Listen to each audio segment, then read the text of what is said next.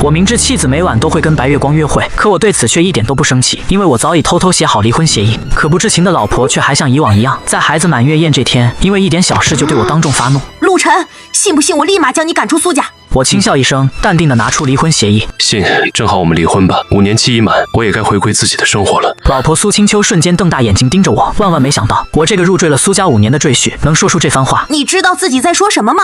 你要是现在给我道歉，我可以当你没说过这句话。其余的人也都用戏谑的眼神盯着我，众人都觉得我只是一时间不过脑子说了那句话。殊不知，若不是当初我为了报答苏老爷子的恩情，不得已才入赘苏家，这几年没有我在暗中帮助苏家渡过难关，可能苏家众人早就身死。我本就是抱着完成任务的心态过来的，可眼前这群人对此却是一无所知。苏清秋见我不说话，以为我害怕服软了，满脸得意地看着我。等什么呢？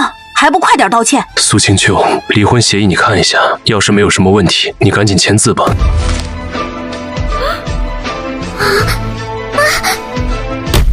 这小子脑子是不是有病？竟敢和身家100亿的苏总闹离婚，这不是明摆着不给苏总面子吗？这时一旁苏清秋的白月光也跟着附和：陆晨，你别不识抬举，不然惹急了清秋，真和你离婚了，你可就变成了一个彻头彻尾的废物了。我和苏总离婚，你应该感谢我才是。我要是不离婚，你岂不是一直见不得光？话落，杜子轩彻底破防。陆晨，你以为自己是谁？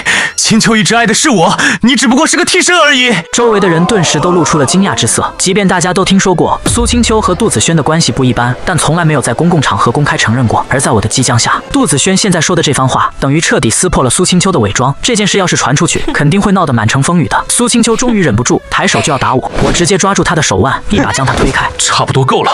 你这个废物，竟然敢对我动手！这几年我在苏家的容忍，他习以为常，觉得我还会对他处处忍让，却不知道今日是我答应苏老爷子5年之期届满的日子，在苏家过着屈辱赘婿的日子，今天就要宣告结束。你敢欺负清秋，我和你没完！他抬起胳膊就要对我动手，却被我一脚踹倒在地。我正愁没理由收拾这家伙呢，他自己却送上门来，那就别怪我不客气了。毕竟我已经忍他很久了。被我踹得倒在地上的杜子轩发出了惨叫声。苏清秋上前抱住杜子轩，两人一副情深意重的模样。就在这时候，我突然看到杜子轩单手掐了一个手诀，别人可能看不懂，可我却看得清清楚楚，这是一种特殊的手诀。谁知还没等我反应过来，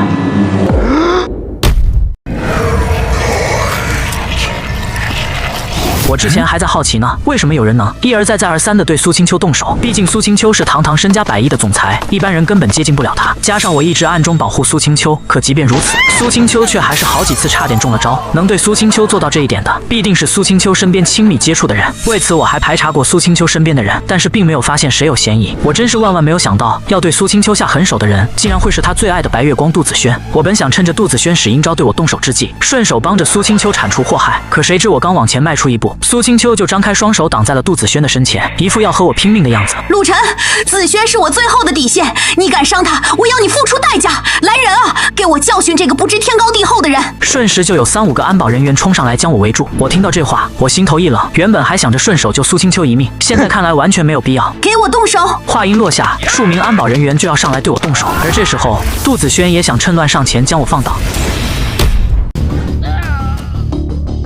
一帮人很快被我放倒，就在杜子轩想上前动手，却被一位老者给拦住。此刻围观的众人都不禁有些傻眼，没想到这个小子身手这么厉害。苏清秋此刻看向我的目光也逐渐变得陌生了起来。我拿着离婚协议朝着苏清秋走去之时，苏清秋下意识往后倒退了几步。你是不是发现我还会点拳脚功夫？很意外。他下意识点点头。苏总，你不用意外，我会的东西远比你想象中的要多。我将离婚协议递给苏清秋，苏清秋看了眼离婚协议，神色一凝。陆晨，就算要离婚，也是我苏清秋和你提离婚。无所谓，只要你签字离婚就成，就当是你提的。既然你要离婚，你1分钱都别想从我们苏家分走。你废话真多，离婚协议已经写好了，我净身出户，不需要你们苏家1分钱。苏清秋脸上意外地露出了不甘之色，当然，她的不甘并不是见我即将要离开她，而是离婚为什么不是她先提？为什么我没有苦苦求她不要和我离婚？好，既然你这么硬气，那我成全你，看看你离了我们苏家还怎么活。苏清秋拿起笔，快速写下了自己的名字。我拿到离婚协议，长出口气，终于解决了。苏清秋见我如此模样，脸上露出一丝阴狠之色，她将手中的离婚协议举起来。诸位，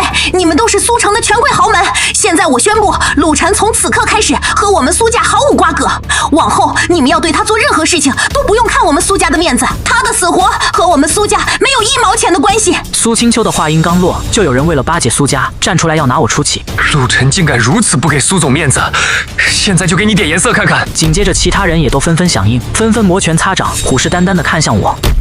与其花费心思算计我，还不如赶紧回家看看。你什么意思？今天你孩子的满月宴，你难道没发现你爸妈没有过来吗？苏清秋听了此话，神色一阵凛然，当即掏出手机给家里拨打电话。可很明显，电话没有接通。他双眼盯着我，语气着急了几分。陆晨，是不是你对我爸妈做了什么？你可不要冤枉我，我什么都没做。就在这时，我看到苏清秋眉心又开始往外冒黑气，明显又是被人下了手段。苏清秋顿时也慌了神，带着杜子轩就朝着酒店外赶去。我看着苏清秋的背影，掐指算了算，这次没有我的庇护，苏家怕是要家破人亡了。苏清秋万万不会想到，他最爱的人竟会是害他全家的凶手。不过这一切也和我没关系了。怎料我刚走出酒店，不知道从哪里窜出一些混混，这些人很显然是有备而来。即使我再能打，恐怕也不是这些人的对手。为首的刀疤脸手中拎着一把刀子，眼神凶狠地盯着我。小子，你得罪了不该得罪的人，有人让我们来废了你，今天你死定了！就在一帮人要对我动手之时，突然身后出现了数十辆豪车朝这边开过来。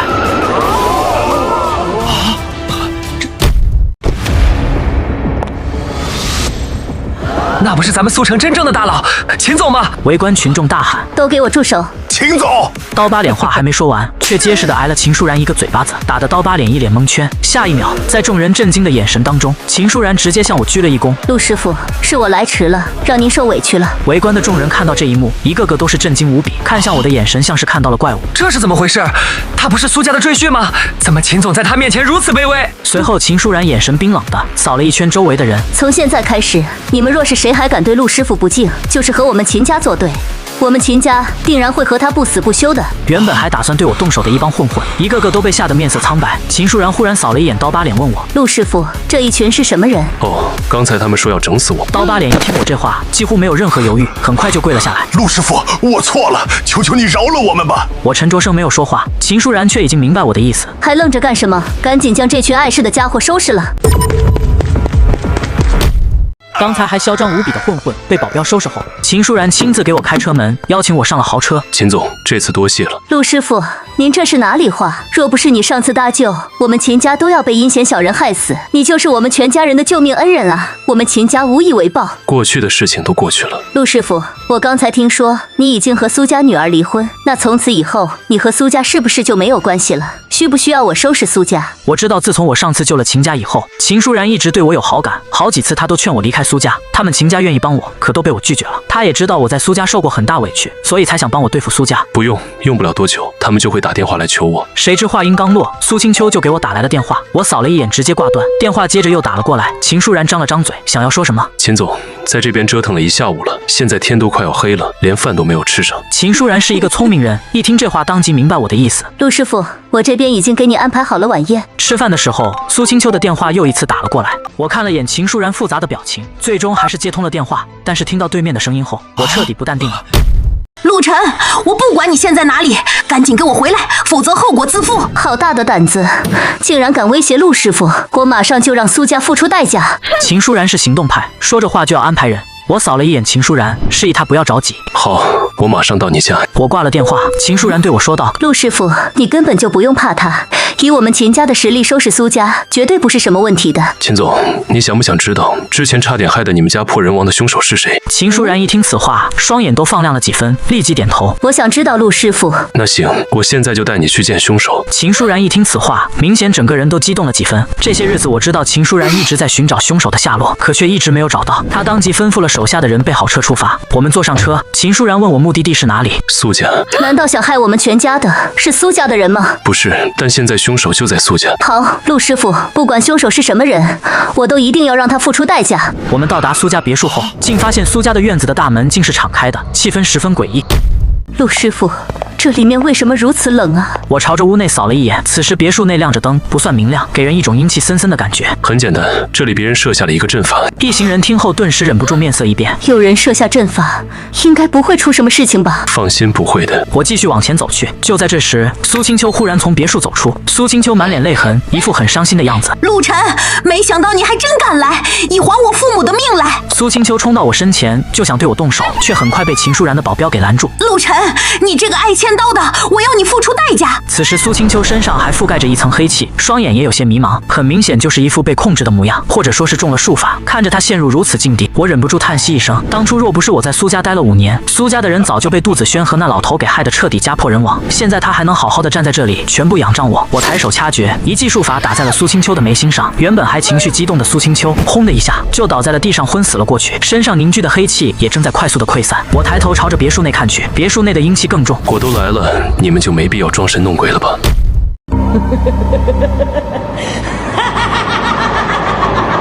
我就说，这苏家全家人怎么还没死？感情就是你在捣乱，害我们白白浪费了几年时间。这一道声音传来，光是听着就给人一种无比阴森的感觉。里面说话的人就是想害死你全家的人。陆师傅，求你一定要帮我报仇，我们秦家保证世代供奉你陆师傅。这都是小事。我往前走了一步，别墅内忽然吹来一阵阴风，不多时2道身影现身，其中一道就是杜子轩，还有一个就是杜子轩身边的老者。我一眼就能看出来，杜子轩的身手比身边的老者差得远。这一切估计都是这老东西在背后谋划。师傅，秦家的人也来了，正好我们今日将秦家的人也一块收拾了，到时候秦家的钱也都是我们的了。好。杜子轩目光落到秦舒然身上，没想到你还敢自己送上门来找死，之前对你们秦家动手，就让你们侥幸逃脱了，今日你们一个都别想走。秦舒然听到这话，脸上露出一副恍然大悟的模样，估计也是明白了眼前的2人就是害他们秦家差点家破人亡的凶手。今日有陆师傅在，谁死还不一定呢。我往前挪动了几步，杜子轩和老头目光都落到我身上。师傅，我先去把他给收拾了。老头点点头，一副旁边看好戏的样子。杜子轩走到了我近前，眼神阴毒地盯着我，他身上摸出一个瓶子来。陆晨，今日就是你的死期。他默念咒语，很快将瓶子里的东西释放出来，顿时一阵阴风怒吼，里面钻出一些阿飘。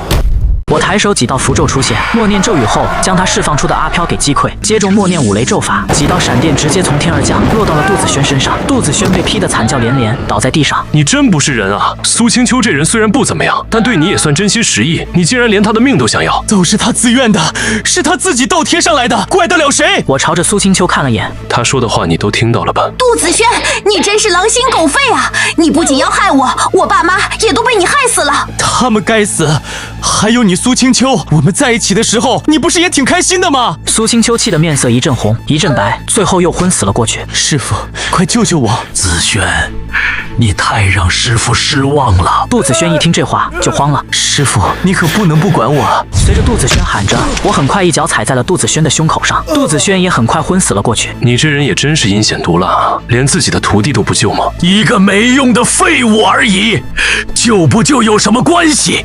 倒是你，我觉得你有几分本事，不然你拜我为师，日后我们俩联手，这苏家和秦家的财富可都是我们的了。旁边的秦舒然一听此话，顿时就慌了几分，赶紧说道：陆师傅，你千万不要被这老头给蛊惑，我们秦家的钱就是你的钱。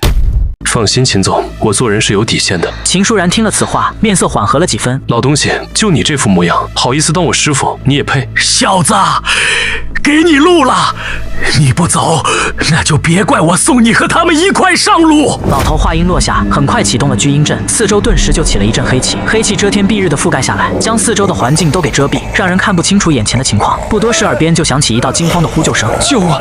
救救我！求你救救我，陆师傅！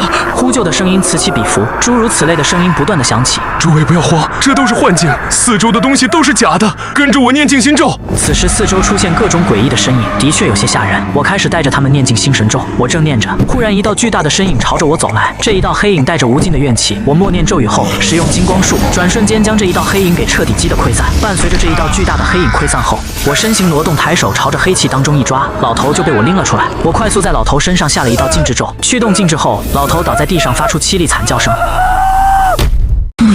你到底是什么人？你不配知道。我动手将老头和杜子轩的手脚给废了，免得他们继续害人。等这边的事情结束后，我让秦舒然联系了相关部门，将老头和杜子轩抓走了。这里有监控，他们也都承认了害死苏青秋爸妈的事情，人证物证俱在，等待他们的是法律的审判。而苏青秋苏醒后，满脸的懊悔之色，求着我留下。陆晨，我错了，我真的错了，我不知道杜子轩是这样的人，我是被他蒙蔽了双眼，你原谅我，我们不离婚了好不好？ 5年来，我曾无数次在他被误解、被被针对时挡在他身前，换来的却是他的冷眼和嫌弃。心死了，就再也热不起来了。苏清秋，杜子轩用的是最低劣的手段。若你对我有一丝信任，若你哪怕有一刻把我当做你的丈夫，你都不会陷得这么深。你苏家的门，我陆晨这辈子都不会再进半步。不，陆晨，没有你我怎么办？苏家现在的烂摊子谁来收拾？刚才那个老道士说的阵法，阵法已破，苏家暂时安全，但苏家的运势这5年来全靠我用精血暗中维系。如今我离开，苏家能走多远，全看你们自己的造化。说完，我不再看他绝望的眼神，转身看向早已在一旁等候多时的秦舒然。秦总，走吧，这里空气太浊，我闻着恶心。秦舒然立刻上前，像个小迷妹一样恭敬地为我引路。陆先生，车已经备好了，去我的私人庄园，那里清静。随着豪车轰鸣声远去，只留下苏清秋一人瘫坐在冷风瑟瑟的别墅院内，对着空荡的大门失声痛哭。车内，秦舒然小心翼翼地观察着我的脸色。陆先生，刚才您那一手雷法简直太神了，我以前只在传说中听过，没想到世间真有这般神通。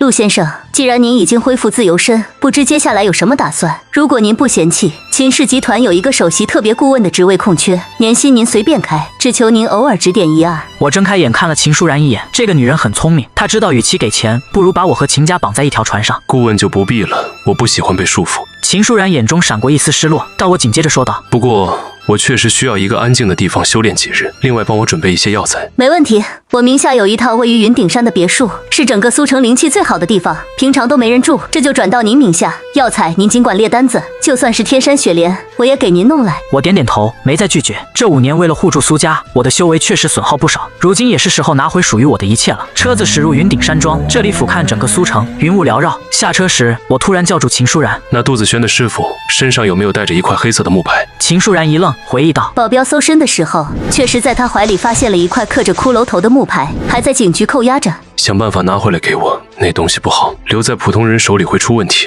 我看着手中那块秦舒然取回来的黑色木牌，眉头微皱。这木牌上散发着一股令人作呕的血腥气，背面刻着2个古篆字“血煞”。果然是血煞宗的余孽。我眼神一冷。5年前，我因为执行任务身受重伤，苏老爷子偶然救了我一命，我才许下承诺，入赘苏家5年。而当年打伤我的人，使用的招数与那老道士如出一辙。看来树欲静而风不止，那个老道士仅仅是个外门执事，真正的幕后黑手还在暗处。就在这时，秦舒然走了进来，身后还跟着2个助理，手里提着大包小包的礼品。陆先生，没打扰您清修吧？秦舒然依然恭敬，但神色中带着几分焦急。出什么事了？是苏家快破产了，自作孽不可活。还有一件事，今晚苏城有一个鉴宝大会，汇聚了全省的豪门望族，有人放出风声，说有一株1000年的龙血草要拍卖。我想着您可能需要，就帮您拿了一张邀请函。龙血草，我眼中金光一闪，这是炼制筑基丹的主药，在这个灵气稀薄的时代极其罕见。好，今晚我去看看。我心里明白，龙血草如此罕见的宝物出现，血煞宗一定不会袖手旁观。我倒要看看这幕后黑手到底是谁。好戏才刚刚开始，血煞宗，我来了。苏城的5星级酒店金碧辉煌，秦舒然挽着我的胳膊入场，瞬间吸引了全场的目光。作为苏城第一美女总裁，她向来是焦点的中心，而此刻她竟然如此亲密地挽着一个生面孔，引得众人议论纷纷。那男的是谁呀？秦总的新欢，看着眼熟。哎，那不是苏家那个赘婿陆晨吗？就是他。听说刚被苏总赶出家门，怎么一转眼就攀上秦家的高枝了？周围的嘲讽声不绝于耳。秦舒然脸色一沉，刚要发作，被我按住了手背。狮子不会因为狗笑而回头。我们落座后，拍卖会很快开始。前面几件古董字画我都不感兴趣，直到压轴的龙血草被端上来，哪怕隔着玻璃盒子，我都能感受到里面蓬勃的生命力。起拍价500万。主持人喊道：600万、800万，价格一路飙升，2000万。我不紧不慢地举牌，全场瞬间安静了一下，随即爆发出更大的议论声。就在这时，一个刺耳的声音响起：3000万，这草我要了，我看谁敢跟我争。只见一个穿着花衬衫、满脸嚣张的年轻男子站了起来，轻蔑地看向我这边。秦舒然低声道：陆先生，这是省城来的赵家大少爷赵泰，赵家是武道世家，势力很大，不好惹。我看了那赵泰一眼，淡淡举牌：4000万。赵泰脸色一变，狠狠拍了一下桌子。赵泰带着几个保镖气势汹汹地走了过来。好小子，有种竟然敢不给我赵泰面子！就在这时，秦舒然突然挡在我面前。赵公子，你想怎么样？赵泰笑着伸手要去摸秦舒然的脸。秦总，不如你跟了我保你秦家在省城。赵泰话还没说完，就被我一巴掌扇倒在地。接着，我拿出手帕擦了擦手。你的嘴太臭，该洗洗了。给我废了他！4名保镖瞬间气势爆发，向我冲来。秦舒然吓得脸色苍白，下意识挡在我身前。别伤陆先生！我心中微动，这女人倒是有情有义。我抬起手，轻描淡写的往前一点，定。诡异的一幕发生了，那气势汹汹的保镖，整个人僵硬的如同雕塑，无论怎么用力都纹丝不动。紧接着，我随手一挥，一股无形的气浪轰然炸开，砰砰砰砰，4个彪形大汉如同断了线的风筝，齐齐摔出10几米远，全场鸦雀无声。所有人看我的眼神从鄙夷变成了极度的惊恐。我缓缓走到赵太面前，居高临下的看着他。还要打断我的腿吗？赵太此刻早已吓破了胆，出身武道世家的他，自然一眼看得出来，刚才那是传说中的真气外放，那是宗师级的人物才能做到的。不，我不敢了，宗师饶命，宗师饶命啊！赵太顾不得身上的疼痛，跪在地上疯狂磕头。我也不想和这种人计较，带着秦舒然转身离开。此时我心中豁然开朗，我终于不用再伪装，接下来的人生，我要活出自我。